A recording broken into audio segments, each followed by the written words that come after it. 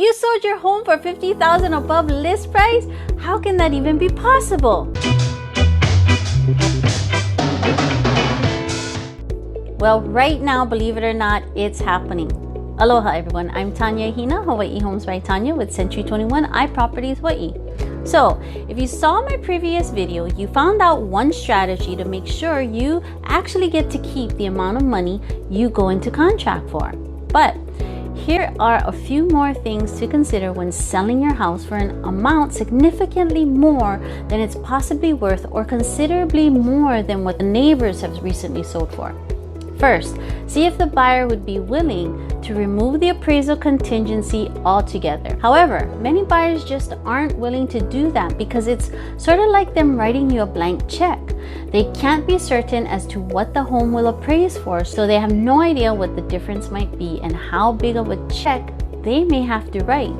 Thus, buyers are afraid to do this. In that case, an alternative would be to see if any of the buyers are willing to give you a specific amount of the appraised value if the home does not appraise.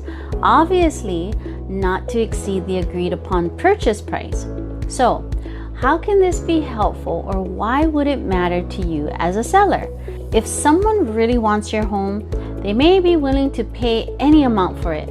But as we learned before, the bank is only going to loan for what it appraises for. Let's say you agree on a sales price of $600,000, and based upon the advice of your agent, you know the home most likely will not appraise at that amount. Therefore, the first option, as mentioned earlier, would be to counter on the appraisal contingency.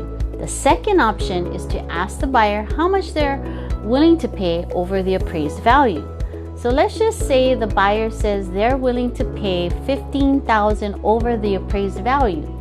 If the home only appraised at $580,000, that means they would be willing to pay $595 over what the home appraised for.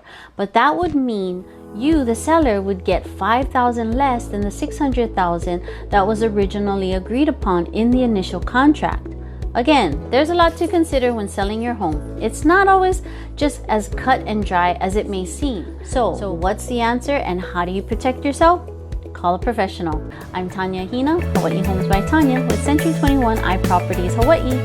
And as always, there's never any pressure. Real estate, real help. Aloha.